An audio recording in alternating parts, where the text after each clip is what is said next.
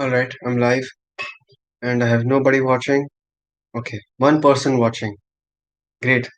So if I am audible, just let me know with a thumbs up in the chat.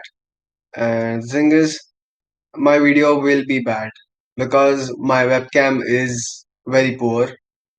So we'll have to stick with that. The internet is not a problem, it's working pretty well.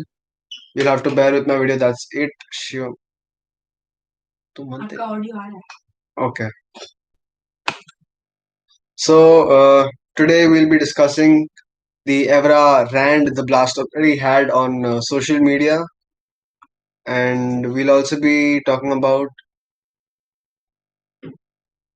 सुनाई दे तू सुन रहा है मेरा And yeah, we'll also be talking about more developments around the club. A few more things that I wanted to say, which I could not say yesterday because my throat was aching after the rant that I had yesterday.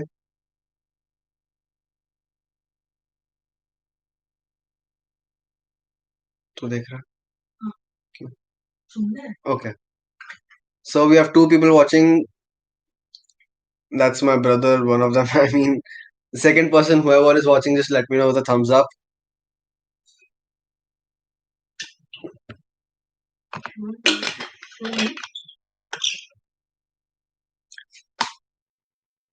Alright, so I'll wait for another minute or so that other people can join in. And then we'll start as usual.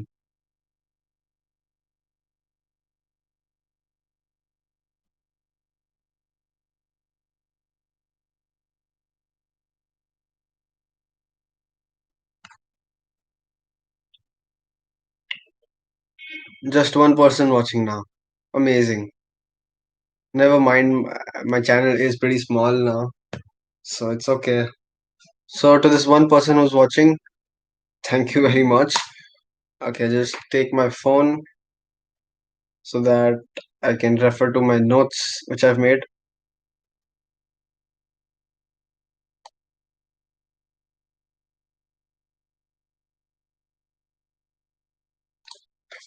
Alright then, let's start. 20 seconds more and then we'll start.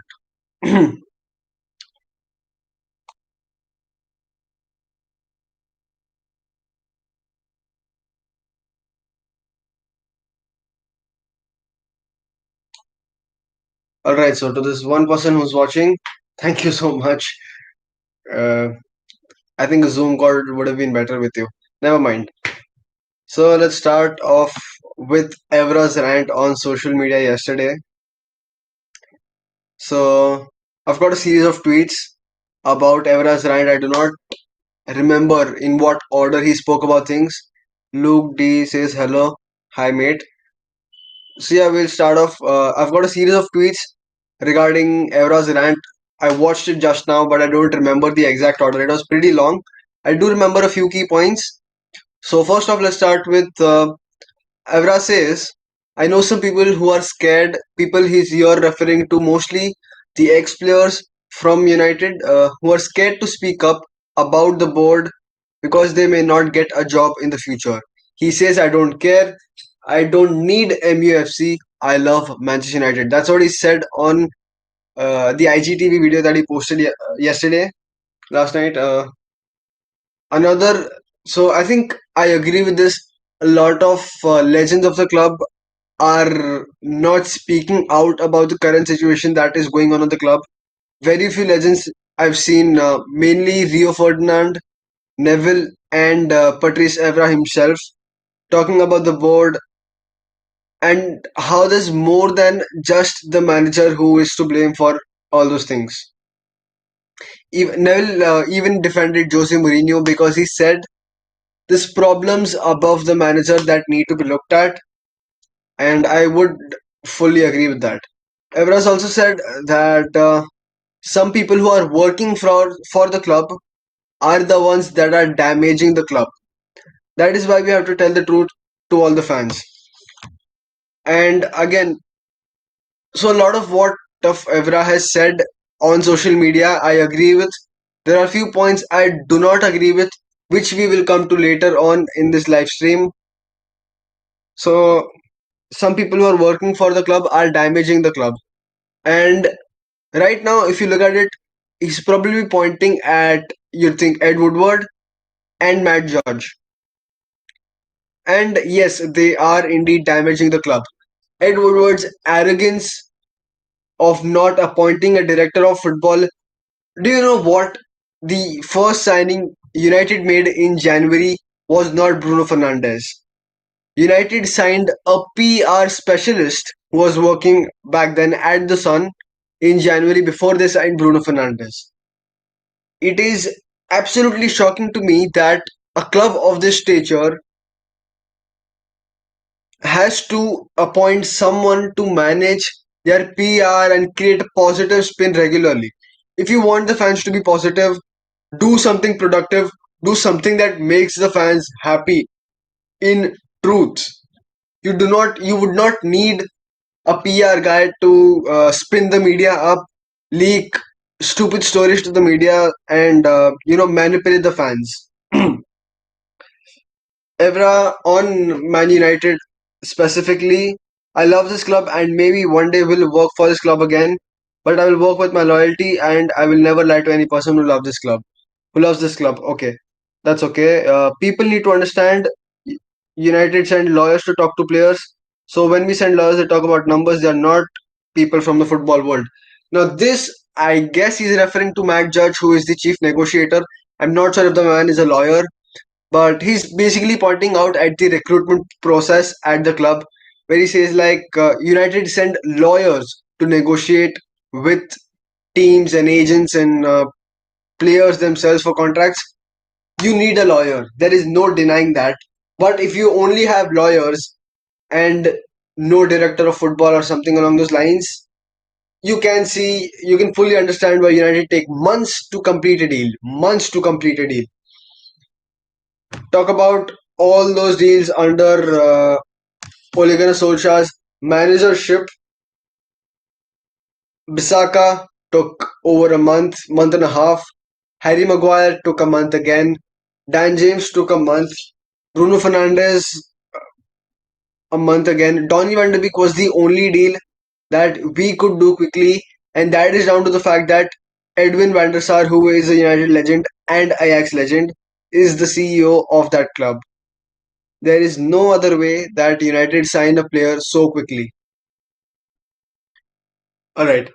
The club needs to stop being so arrogant. There are certain people at the club right now that don't even respect Sir Alex Ferguson. Now, this is a massive, massive statement made by Patrice Evra.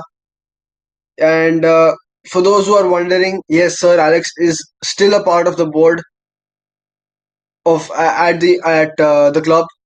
But the sad reality is, like Evra pointed out, nobody listens to Sir Alex. And that is absolutely arrogant, shameful, overconfident sparks of narcissism, maybe to me, because how can you disrespect Sir Alex Ferguson? He was the manager for 26 years at Man United.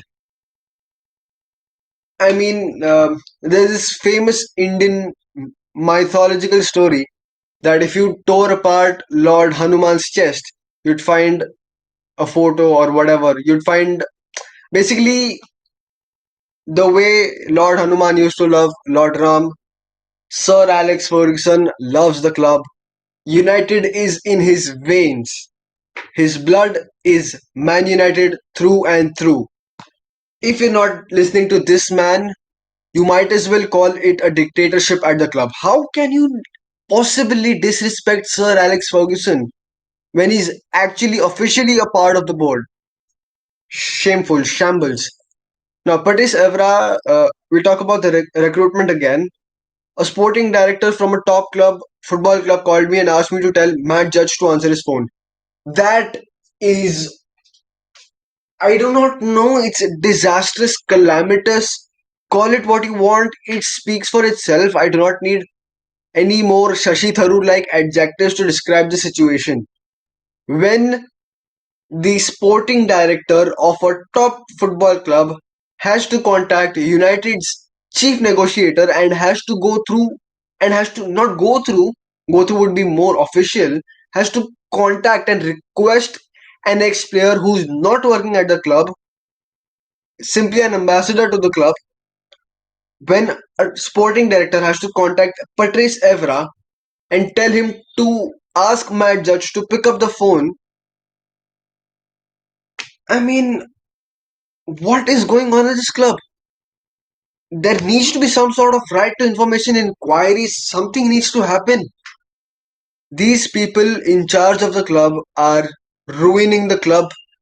They're using it as a cash cow for their salaries, their dividends, all of that, their interest payments. And these people, I mean, it's very similar to Bartomeu at Barcelona.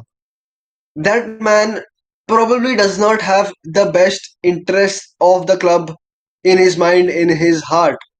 Yes, people might say that these people are doing their best, they are giving their 100%. I don't care. Their 100% is simply not good enough. I can give my 100% for Manchester United playing in the first team. Does that mean they want to sign me? No, because I'm not good enough to play for Man United. That's a fact. I don't care who's putting their 100% for the club. If it's not good enough, it's simply not good enough. You've got to sack them, fire them, whatever. Lay them off, furlough them, I don't care. These people should not be at the club, is the point. Patrice Evra on recruitment again. When we want a player and they cost, say, 20 million, we end up trying to buy him for 100 million. Now, this, I do not know what is exactly referring to. Now, those players don't even want. Okay, so yeah, he's referring to Alexis Sanchez here and the stupidly high wages that we paid the player. See, it's not that we signed Alexis Sanchez for free. We gave them Mkhitaryan in return, who was in very good form for the club, scoring important goals throughout the Europa League campaign before the season that we did the player swap. And on top of that, on top of uh, no financial gain from the sale of Mkhitaryan, we gave Alexis Sanchez £400,000, £500,000 a week. Now, he was going to go to Man City, that was pretty evident to all of us. But his wage demands were stupidly high, or just that he used Man United to gain interest from Man City. Not exactly that, but basically what he did is that United were willing to offer stupid amount of money to Alexis Sanchez. He said to Man City, "Look, United are giving me so much money. Are you willing to do that?" Pep Guardiola says, "I will not do that because that will create problems in the dressing room." And he knew he would have lost the dressing room if they gave Alexis Sanchez such high wages. And that's what happened at United. They lost the dressing room. Now the problem is, ever since that Sanchez deal happened, everybody wants high wages. Luke Shaw renewed his contract. He's on between 150 to 200,000 pounds a week. Rashford is on upwards of 200,000 pounds a week from what I know. Martial around the same mark. Pogba's new contract has not been announced officially, but whenever it's going to happen, I think it's going to be around 350,000 pounds a week. We had to pay De Gea that amount of sum as well, around 350 to 400,000 pounds a week. Although we could clearly see that he was making mistakes in a significant number of mistakes. We still had to pay him so much because he was at that time still a very good goalkeeper, and his wage demands seemed understandable because we paid Alexis Sanchez so much. Now the problem is Luke Shaw not good enough if you want to win titles. Rashford probably the same unless he improves himself a couple of years down the line. De Gea certainly not good enough if you want to be winning the Premier League, the Champions League, at least fighting for them to the very highest level. Patrice Evra also goes on to say that Bobby Charlton, George Best, they make the history of the club. All those people, they make the history of the club, and we try to respect it. 1999, 2008. Just some people, they want to blow all this legacy away. For what? Business. Okay, not so important. I think personally, Ed Woodward was also spoken about by Patrice Evra. He said the only problem I would say to Ed Woodward is trusting people he should never trust. He even trusts people outside the club that he shouldn't. That's what I can say about Ed. Now, from the start, from the initial tweets that I read, I personally thought he was going to go hard on Ed Woodward and Matt Judge. Matt Judge is definitely sort of slaughtered a bit. Not the case with Ed Woodward. Just give me a second.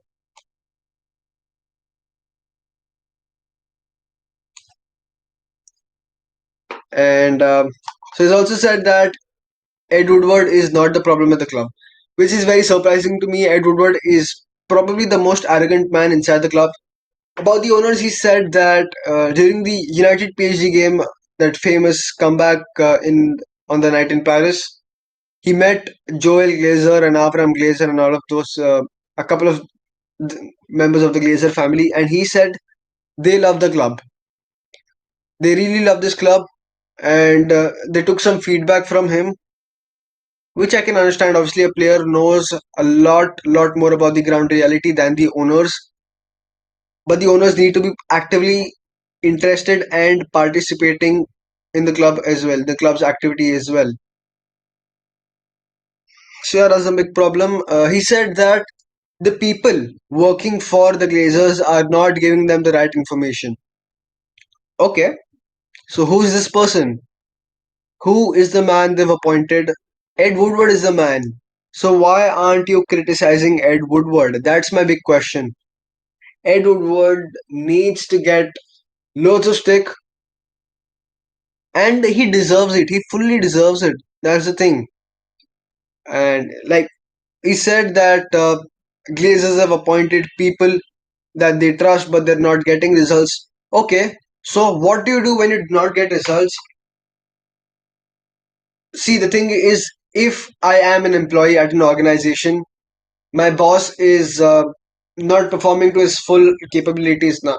I'm no person to judge that in the first place, but you still can see, you can still complain about your boss to your friends, to your family members, to your own self. That can happen, but there's nothing you can do about it. But when you're the boss, when I'm the boss, and I have someone working under me who's not doing things correctly, what should I do? Confront them. Why aren't you performing to your 100%?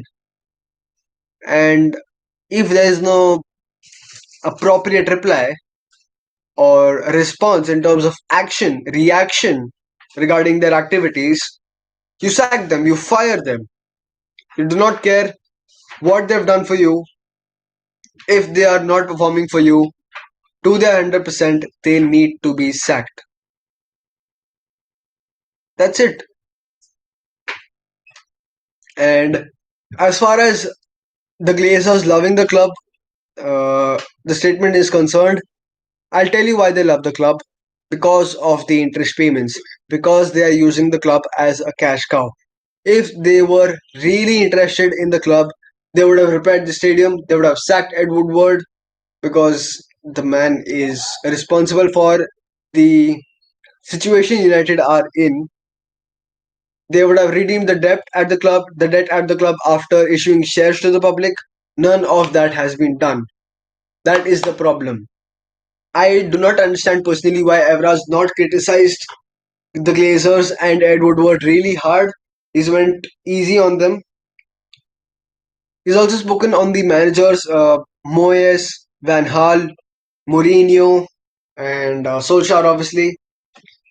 As for the managers, he said that Moyes, although he was appointed on the recommendation of Sir Alex, even he used to disrespect or disregard the opinions of Sir Alex himself, which is again really sad. And he deserved what he got, what he deserved. Got sacked in March time. I mean, he got sacked pretty early on. He did not stay for even a year. Fully got what he deserved. As for Louis Van Gaal, he said Van Gaal was a good manager. He won them the FA Cup, and the problem with Van Gaal was that he tried to change a lot at the club. and he tried to change the philosophy at the club, which is the problem. Now he said that Louis van Gaal wanted United to play like Barcelona, tiki-taka style, and keeping a lot of possession among the defenders themselves and midfielders too, which caused a problem among the fan base and the players themselves. Because I remember Ferdinand saying it or Van Persie saying it, like um, when the midfielders had the ball, what they had to do is look up, find, locate the runs of Ronaldo, Van Persie, Rooney, Nani, all these players, and play the balls accurately. Sir Alex would not appreciate, keeping too much of the possession, being wasteful in possession, not wasteful exactly, but ineffective in possession with your possession. And United, that was United's philosophy to give everything in the 90 minutes, be attractive, be exciting, get the fans of the seats. But that was not happening with Louis Van Gaal in both the seasons that he was at the club. It was too boring to watch, side to side to side to side football. It was basically, if you look at it, a sort of a trapezium where you have the two wingers and the two central midfielders. The ball's going on and on and on between them. There is very less actual threat towards goal. As for Mourinho, he said that Mourinho was a great man and the only manager who allowed Evra into the dressing room, irrespective of the result, whether they won, they lost. So yeah, Mourinho, great manager, but he said that towards the last couple of years, Mourinho got very negative and defensive, which again angered the fans at the club. And yeah, I mean, who liked Jose's negativity and all of that?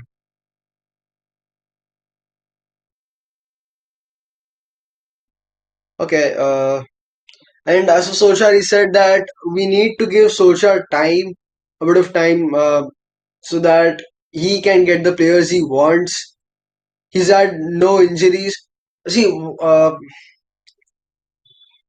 so also on Solskjaer. No, okay, these are Solskjaer's comments, not Evra's comments on Solskjaer. I'm really sorry. Yeah. So the second part of the video.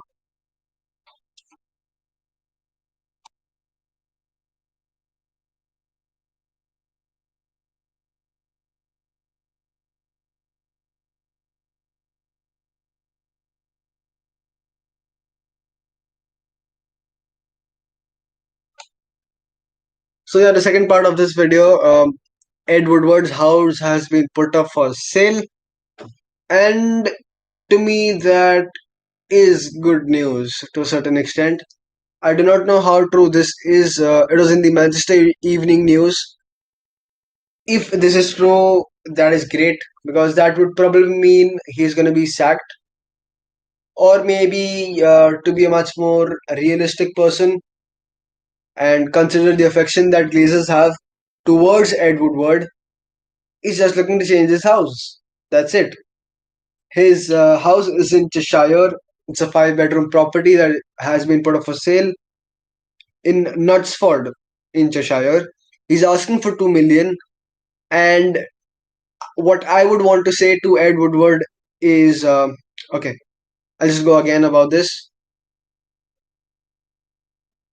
So, Ed Woodward wants £2 million for the property he's put up for sale. And my response to Ed Woodward is he willing to accept 500,000 right now and and the rest 1.5 million in installments over the next 20 years with certain clause whether whether the plants in the garden are going to bear fruit or not. Certain clauses need to be applied with Ed Woodward, otherwise it's not. Otherwise, he won't be happy. So we need to have some clauses, some conditions in the contract. Otherwise, big man Ed won't like it. All right. I mean, if he is going to be sacked and that's why he's putting up his house for sale, great. I'm really excited. Now, also wanted to talk about the managerial situation a bit and the owners. The thing is, Oli has just lost his first game in the Premier League since January, where we lost to Liverpool, I think. We lost in early January. January, sorry, to Arsenal. We lost to Liverpool again in that month, and after that we lost to Burnley as well. So ever since that game, the Burnley game, this is the first loss that United have suffered. Give the manager a bit of time. Yes, he's still learning on the job. So is Frank Lampard. Now Frank Lampard may be a better manager than Ole Gunnar Solskjaer. But both these managers are still pretty naive in terms of the selections, and they're still learning. We need to give them a bit of time. You look at Lampard right now, and he's picked the wrong team in both these games. He played Havertz on the right wing in the first game, which is wrong. Happened again in the second game, where he simply put up two disaster classes. His centre back pairing in at least the second game against Liverpool, which was against Liverpool, I remember bad selection there as well. He picked Christensen and Rudiger, I think. Thiago Silva wasn't starting, I think. So basically, he picked Christensen and it cost him the game. And I did not understand why at the start of last season he picked Caballero in all the crucial games, and right now he's picking Kepa. We all knew that the goalkeeper deal was going to happen, so he could have picked Caballero for a couple of games instead of Kepa. Coming back to United though, say Ole Gunnar Solskjaer needs to be given a bit of time. The reason that the Glazers are not investing in the club right now in players is they believe that there is going to be a second wave of the coronavirus, and that we're going to have a prolonged delay in fans coming back to stadiums, and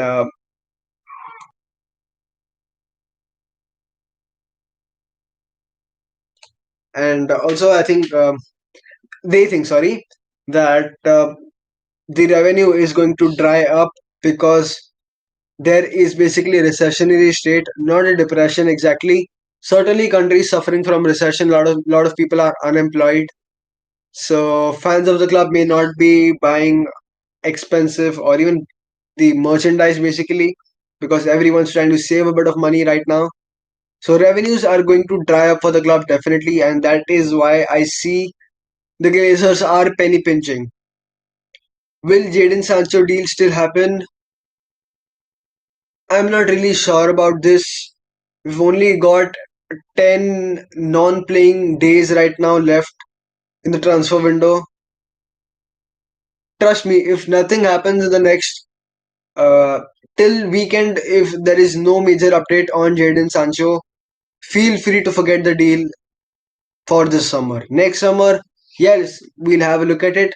But history says, recent history suggests that whenever there has been a bidding war for the player, when multiple teams have been interested, United have not signed the player. And that is what might happen next season with Barcelona looking to replace Jadon Sancho, looking to replace Messi with Sancho, maybe Real Madrid potentially coming in if Mbappe does not decide to go to Real Madrid. Liverpool still monitoring the situation with Mbappe, so they might look at Jadon Sancho as well. Could happen with City too. PSG could come in to replace Mbappe with Sancho. There's going to be lots of clubs coming in next summer for Jadon Sancho. And that to me is worrying because, like I said, United's track record of signing players when multiple clubs have been interested is really bad. So, yeah, since we only have two people watching, thank you so much. I would have liked more people to watch this live, and so that we could have much more interaction through the live comments, could talk about more clubs. That unfortunately will not happen right now. Thank you so much to the two, three people that have watched me, four people. I think the maximum we reached was three or four people watching at a time. And yeah, it's been down until then. But so never mind. I enjoyed talking about the Glazers, the United situation, Patrice Evra's rant, Woodward's house being up for sale. It was easy on my throat as well, not like yesterday where I had a lot of shouting to do because I got emotional yesterday. So yeah, pretty chill tonight.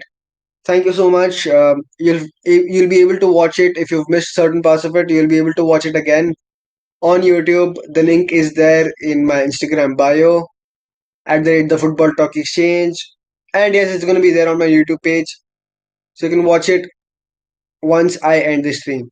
Thank you so much. Have a good night's sleep.